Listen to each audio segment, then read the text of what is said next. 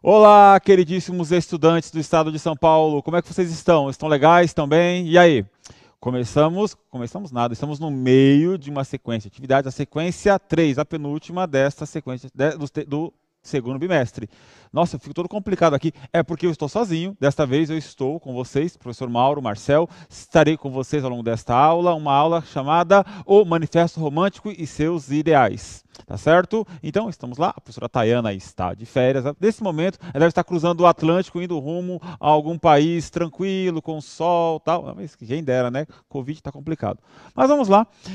Nós vamos seguir adiante. Estou meio aqui perdido. Me tratem com carinho no chat, porque eu estou aqui, como é que fala? Chutando o escanteio e cabeceando, fazendo tudo sozinho. Mas vamos lá que vai ser bem bacana. Olha só, por exemplo, quais são os objetivos da aula de hoje, professor Mauro? O professor Mauro responde. Identificar em gêneros textuais distintos a tese, o tema ou o assunto principal, mediante os recursos textuais, as condições de produção e a intencionalidade comunicativa. Também experimentar o processo de produção de texto em suas diferentes etapas. Planejar, produzir, revisar e editar. Tá certo? São os objetivos da aula de hoje. Tá certo? Vamos lá então. Gente, antes de começar a aula de hoje, eu gostaria de revisar alguns tópicos da aula anterior. Por exemplo, na tela, vamos lá falar um por um. Nas aulas anteriores, retomando, nós discutimos sobre o que é ser romântico no século XXI. Então vamos lá, olha só. Quando a gente quer estabelecer uma ideia, um ponto de vista, a gente tem que pensar muito sobre o que foi, o que vai ser. Então, olha só, como é que é a literatura hoje? O que é a literatura hoje? Como as pessoas pensam hoje? Então é bacana a partir do ponto que temos que comparar com outras épocas.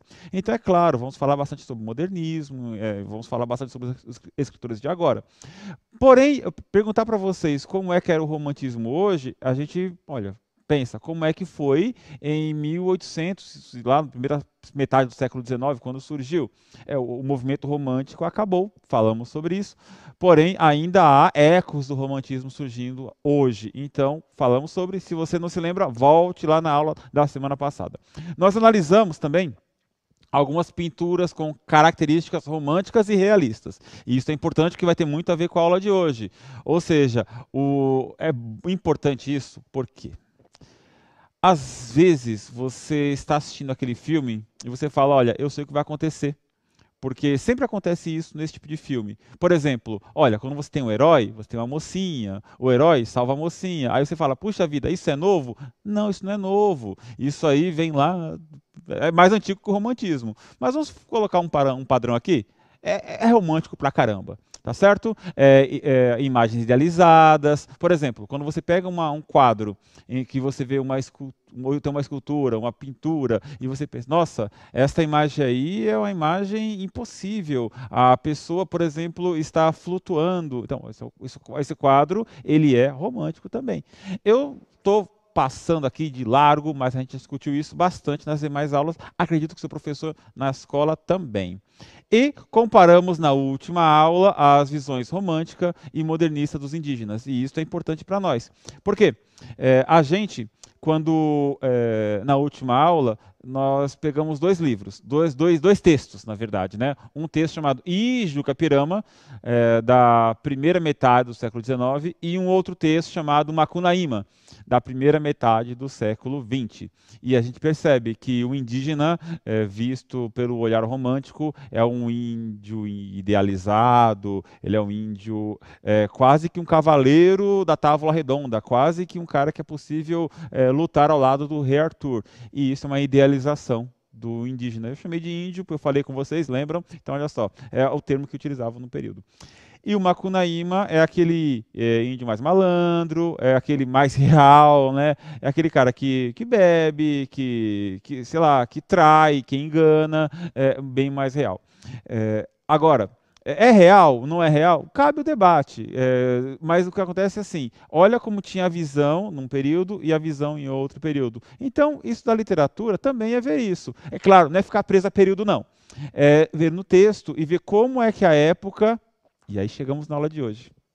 Como a época influenciou e influencia muito o texto que é produzido. Certo? Então, e por falar em época, vamos para a tela. Olha que quadro maravilhoso.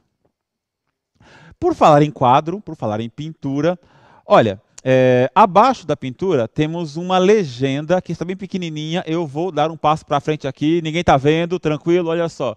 Eugène Delacroix Eugène, que é o cara que pintou, aliás, um artista muito bom, muito famoso. A Liberdade Guiando o Povo, olha só, 1830, olho sobre tela, olha o tamanho desse quadro. Ele tem 2,60 por 3,25, ele é maior de largura que de comprimento. Olha onde ele está, no Museu do Louvre, em Paris, certo? Então, ele está na página 37. Você consegue ver com mais detalhes na página 37. Beleza? Voltei para o meu lugar aqui, agora pode me ver. Eu dei uns 10 passos para frente para poder ver esse quadro. Olha só. Então, por que eu chamei a atenção sua para isto? Ler a legenda de uma pintura no museu ou no livro didático ou num livro que você ver é importante para se posicionar em relação à época, em relação ao pintor e aprender alguma coisa também. Então, não se esqueça disso. Leia a legenda. Você não é obrigado a saber tudo. Aliás, os textos estão aí para serem lidos. E como já lemos a legenda, é do Eugène Delacroix. Bacana, gostou do meu francês? E Eugène Delacroix, A Liberdade Guiando o Povo. E vamos ver o quadro. A Liberdade Guiando o Povo, de 1830. Nesta pintura, a gente consegue perceber uma mulher carregando uma bandeira. Essa bandeira, ela está na mão direita dela, e na mão esquerda ela carrega uma arma, né? Então, eu não sei o nome dessa arma, se você puder falar depois lá no chat, eu agradeço, se eu conseguir ver. Essa bandeira é a bandeira da França, olha só, vermelho, branco e azul.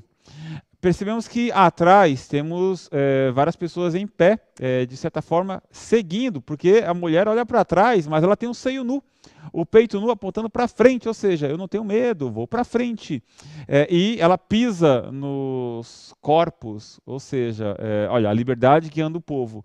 Quem quer que vá contra a liberdade não vai ser muito respeitado, ou seja, lutaremos a favor da liberdade, custe o que custar, né?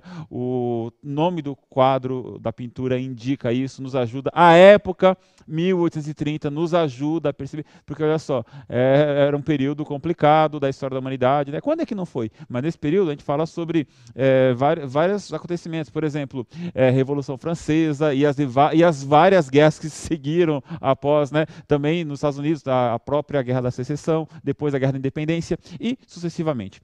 Mas pergunta para vocês. A partir da observação da imagem e da legenda, que eu deixei aí, é possível identificar as duas principais referências temáticas do movimento romântico? Ou seja, você viu que eu expliquei para você um pouquinho da história? Expliquei. Eu toquei no assunto, mas eu queria que você me falasse traduzindo a pergunta, por que esse quadro é romântico? 1 minuto, já voltamos.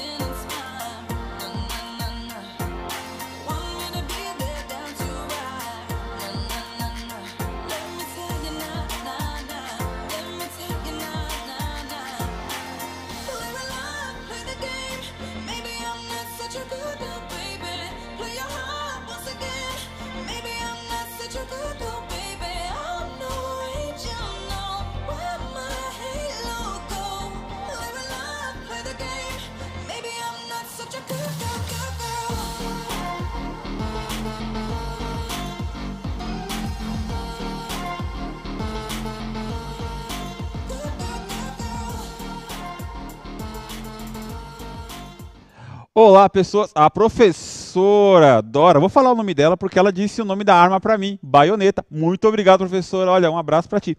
E a pergunta era, por que esses quadros eram, por que essa pintura do Eugène Delacroix é romântico? E aí as respostas que surgiram, o Yuri respondeu, nacionalismo, luta pela pátria. Isso mesmo. Aí você vai perguntar para mim, professor, eu pensava que o romantismo tinha a ver com entregar flores para a mulher amada. Também, claro, mas não apenas. Então, gente, tem um romantismo de primeira fase, uma segunda fase, uma terceira fase. Não cabe aqui a gente ficar dissecando uma por uma. Tem aula no Centro de Mídias sobre isso, pesquisa lá. Mas olha, rasteiramente dizendo, primeira fase, nacionalista, envolve esse quadro. Segunda fase, uma fase mais ligada a amor, paixão, né, sofrimento. E uma terceira fase, uma luta por ideais. Que eu acredito que esse quadro também se enquadre um pouco, lutar por ideais de liberdade, por exemplo. Tá? Mas, aqui, olha, representação da realidade através de uma perspectiva idealizada, amor à pátria, patriotismo. Nossa, bacana. Olha, o professor Josué falando sobre o fato de que é um pintor de uma escola romântica. E é verdade, saber isso é importantíssimo. Porque quando a gente percebe que o pintor se adequa a um certo período, a uma certa estética, isso nos ajuda muito. Dica para você, posso mudar de câmera? Estou me sentindo o máximo aqui, olha que legal. Vou fazer aqui, aqui. Nossa, eu estou me sentindo o máximo aqui. Tayana, tchau, olha, eu vou fazer sozinho. Mentira, Tayana, beleza? Volta. Olha só, gente, até esqueci o que eu ia falar. Eu ia falar assim, tá, a dica que eu ia dar para você. Às vezes, a gente, percebendo a que estética o autor se liga, se filia, está inserido, né? A gente consegue antever muita coisa. Saber que o Manuel Bandeira é modernista nos ajuda bastante. Saber que Delacroix é um pintor romântico nos ajuda muito. Não resolve, mas ajuda. Tá bom? Então vamos continuar com a nossa aula. Aqui, a legenda indica no título da obra que o tema liberdade é predominante na pintura.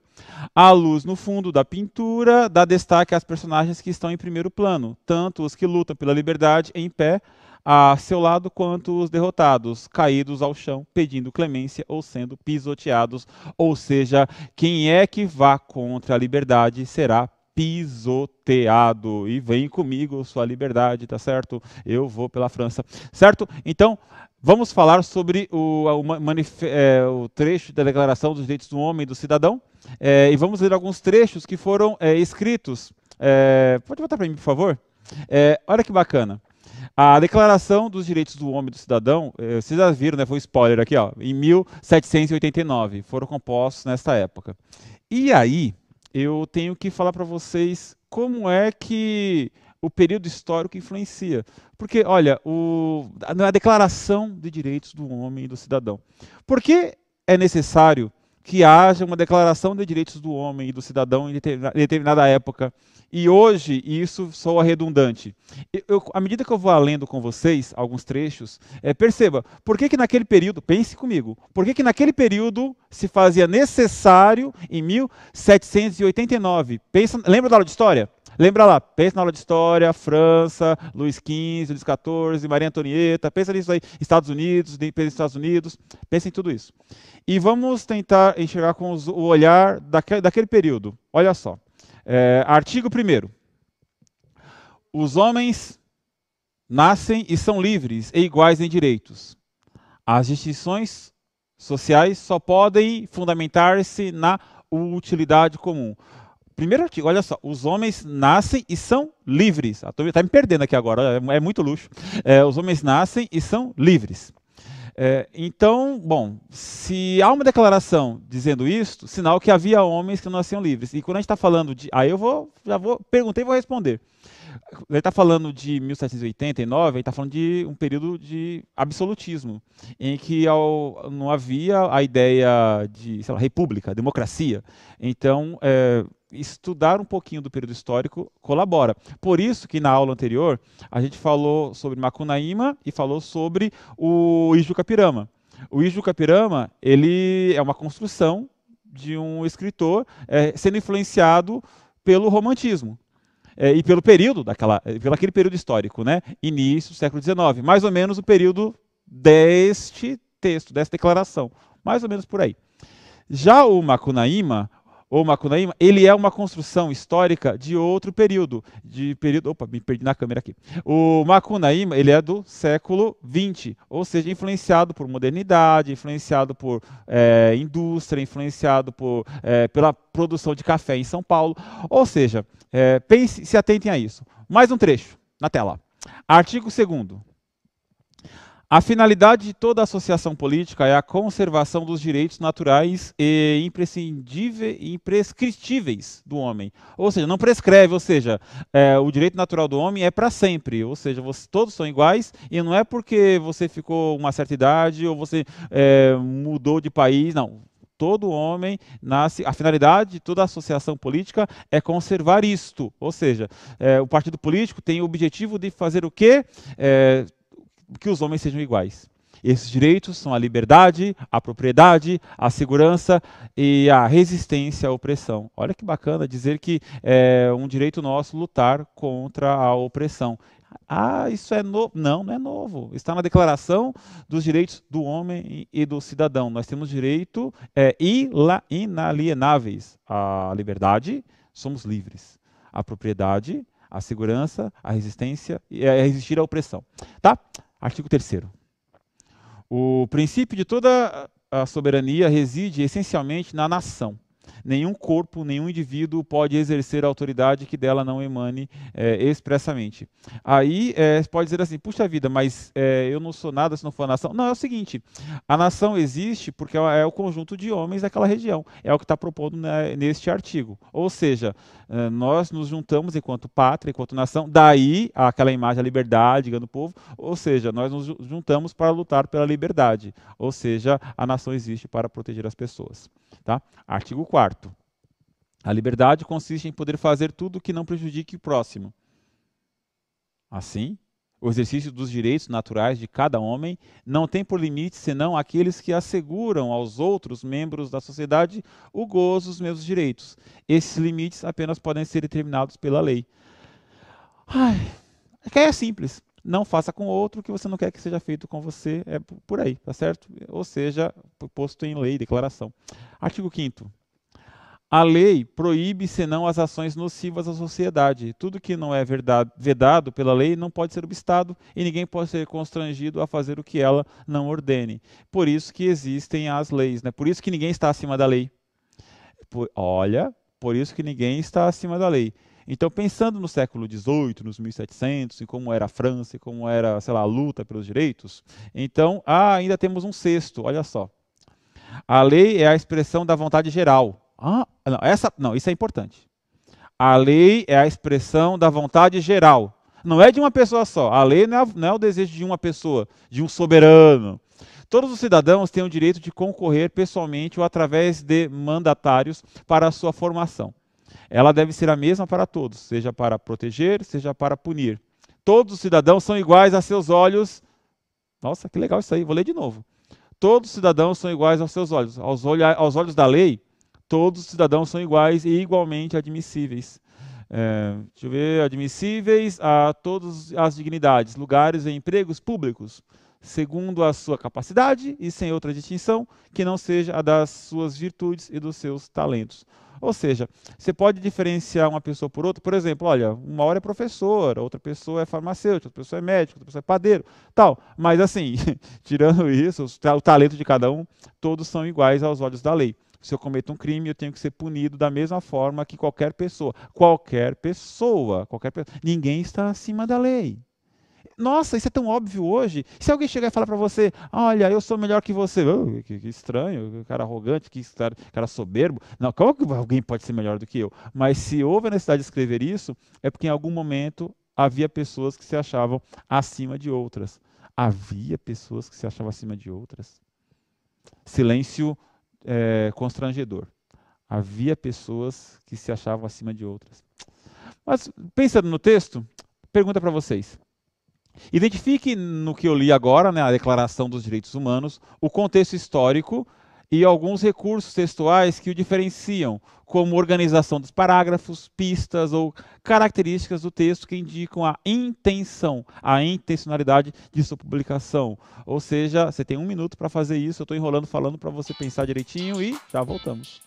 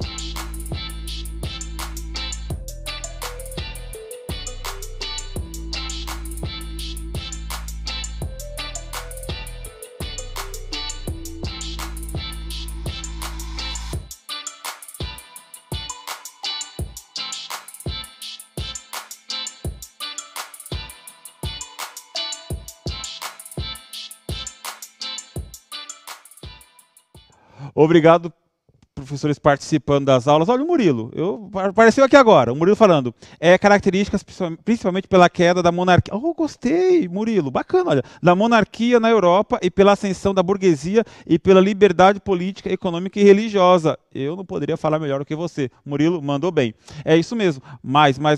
Ascensão da burguesia, pessoal participando. Contexto histórico, Revolução Francesa, a Ana Vitória, pela liberdade política e religiosa, né? Isto, mais gente participando aqui, nossa senhora. Ah, o pessoal falando do contexto de escravidão. Olha que bacana. Não é bacana de ter existido, bacana de pensar, porque a gente tem que pensar. Pensar é legal, pensar é bom. Olha, existe esse contexto e no Brasil a gente pensa que a abolição da escravidão, eu vou chamar assim porque é o termo tá oficial, a abolição da escravidão, assinada em 13 de maio de 1888, guardei bem o nome, e olha, 13 de maio de 1888. E a Declaração dos Direitos do Homem e do Cidadão foi escrita em 1789. Vou repetir. A Declaração dos Direitos do Homem e do Cidadão foi escrita em 1789. 99 anos depois, a Princesa Isabel assinou a Lei Áurea. Pensem, tá bom? Vamos seguir adiante com a nossa... Ah, tá. Vamos fazer agora. Vamos fazer assim. No romantismo, havia o contexto histórico que possibilitava a escrita de declarações, né, por ideais. O modernismo já pedia um outro tipo de texto, que era os manifestos. Olha só na tela. Eu separei aqui para nós um trecho do Manifesto Futurista do Filippo Tommaso Marinetti. O Filippo Tommaso Marinetti, ou seja, o que é o manifesto? É onde você quase que grita por alguma coisa, você pede algo, você, ou seja, você se manifesta, né? Você pede por alguma coisa. No caso, olha só, o que o manifesto do Felipe Marinazzo pede? Nós queremos cantar o amor ao perigo, o hábito da energia e do destemor. Olha como a época já muda o contexto, as exigências são outras. Ele está falando de 1930, 20, sei lá, século 20, tá bom? Mas, o que ele pede? A coragem, a audácia, a rebelião serão elementos essenciais de nossa poesia. Ou seja, século XX, às vezes os pedidos são outros, né? A literatura exaltou, olha, modernismo, exaltou até hoje a imobilidade pensativa, o êxtase, o sono. Ele fala que a literatura causa sono. Nós queremos exaltar o movimento agressivo, a insônia febril, o passado de corrida, o salto mortal, o bofetão e o soco. Ele está exagerando aí, né? Mas a gente entende o que ele quer dizer com isso. Ou seja, ele está cansado de dormir lendo literatura. Então, olha, antes, volta para mim aqui, eu tenho uma atividade, mas já chega. Notem como na declaração nós temos o quê? Quase que um formato de lei, parágrafos, artigos. Aqui no manifesto nós temos os pedidos. É o que se faz no manifesto. Gente, isso é importante, diferenciar um tipo de texto de outro. Quando estamos escrevendo leis, nós temos que artigo, parágrafo, né? Tudo isso organizando. É o caso da declaração. Aqui no manifesto nós temos o quê? Os pedidos. Ó, pedimos primeiro, depois, segundo, terceiro, quarto. O manifesto é enorme, recomendo que você leia. E, para casa, cai na prova, pesquise em obras físicas ou online outros exemplos de manifestos e declarações. Pesquise e faça a diferenciação entre um e outro. Olha, não importa a época, veja, olha, essa declaração, mesmo que seja uma declaração do século XX, sei lá, XXI, mas procure alguma coisa relativa à aula que nós fizemos hoje. Pesquise e reescreva, aí é importante, olha, com as suas palavras, um dos artigos da Declaração dos Direitos Humanos e do Cidadão. Olha, isso é importante. Tem o formato que ele escreveu, estava lá, eu falei para vocês, artigo 1º, artigo 2º, né? Todo homem é igual. Escreve com suas palavras, o que isso quer dizer? Né? Eu tentei traduzi-lo, entre aspas, aqui mais ou menos, explicá-lo, mas são coisas que não precisa estar explicando, são coisas que são essenciais por si, todo homem nasce igual. Tá? E o que fizemos hoje? Hoje analisamos a pintura A Liberdade Guiando o Povo, de Delacroix. Lemos alguns artigos da Declaração Universal dos Direitos do Homem e do Cidadão. Lemos excertos do Manifesto Futurista, de Marinetti. Falamos da importância da reescrita na produção do texto. Falamos bem pouquinho, né? Que o fato é você reescrever a declaração. Tá certo? É importante. Olha, a habilidade está na tela. para você dar um print. Vai me odiar agora, porque eu vou tirar, porque é muito rápido. Você pode baixar essa habilidade lá no repositório, tá bom? Aqui está o QR Code para você avaliar a nossa aula, dizer o que você achou. A nossa aula não, porque hoje a aula foi minha, a professora Tayana está de férias, tá certo? Gente, foi um prazer estar com vocês, espero que tenham gostado. Não esqueça, língua portuguesa, CMSP_EM, para dizer o que você achou diretamente para nós. Um grande abraço, tchau, tchau, valeu!